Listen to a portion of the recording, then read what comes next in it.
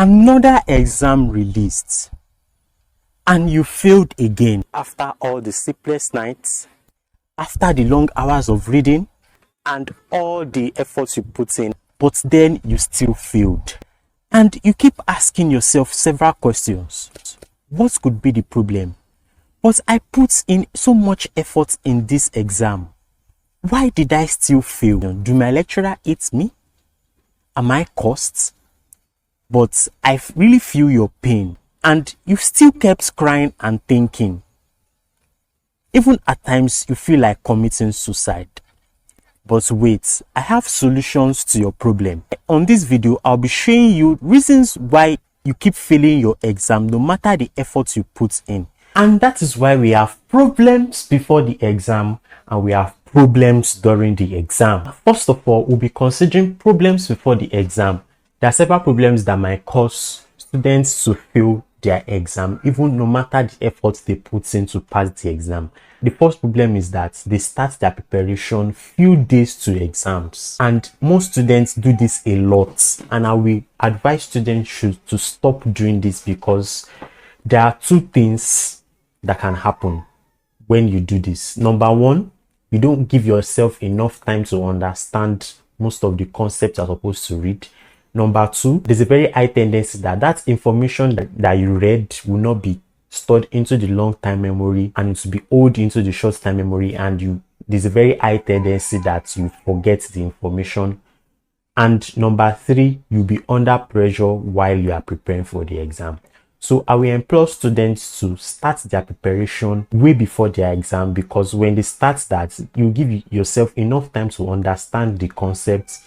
Those concepts will be stored into your long-time memory and you study without stress. And when you study without stress, you will even enjoy studying and you pass your exam exceedingly. And there's a very high tendency that you even remember more of the information you read rather than studying a day before the exam. The problem that have made you not pass your exam, no matter the efforts you put in, is that you fail to test yourself before you go for the exam. It's very important to test yourself after you've read a particular material, because it's actually reinforce most of those things you read, and you'll be able to know whether you actually know what you read or not. Because when you don't test yourself and you just read passively, and when you get to the exam hall and you're trying to recall most of those things, it's very difficult for you to recall. But when you've tested yourself beforehand, you know what you know and what you don't know, and you'll be able to go back and read what you don't know.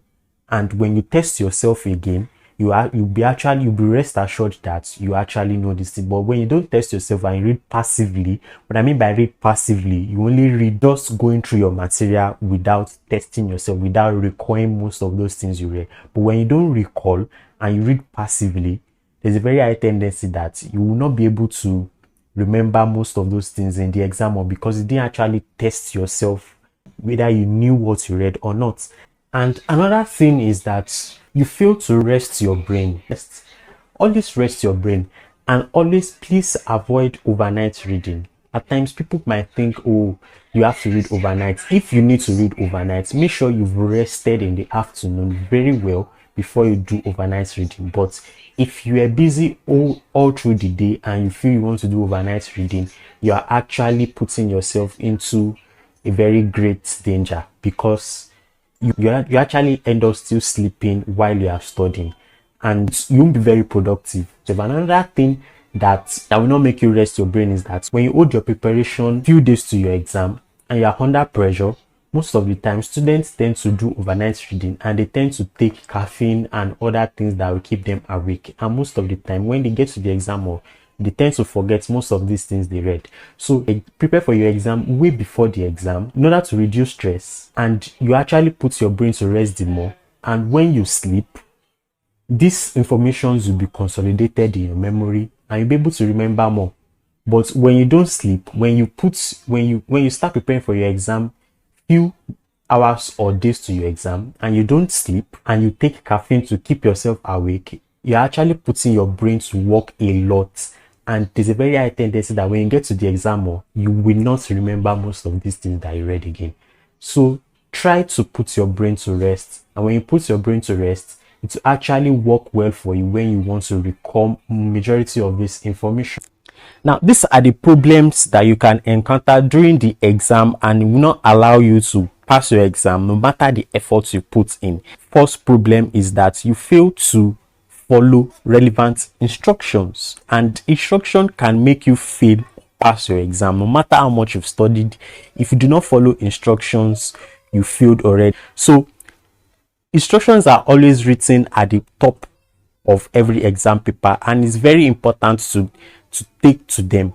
Listen to instructions given by the invigilator, instructions given in the exam. This includes the time allowed, the amount of questions you're supposed to answer, and then read them. Know the compulsory question you'll be answering, the other questions you're supposed to answer, and time is very important. Take note of the time.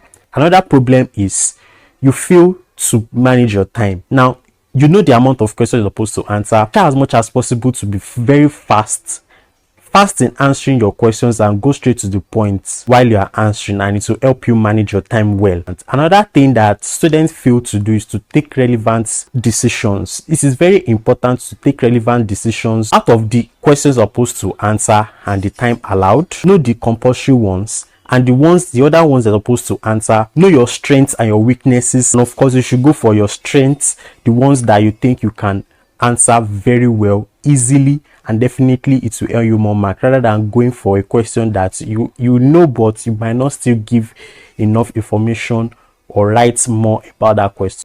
So thank you so much for watching this video, and I hope you enjoyed it. So you can watch this video on other informations you can get on how to pass your exam exceedingly and excellently. See you there.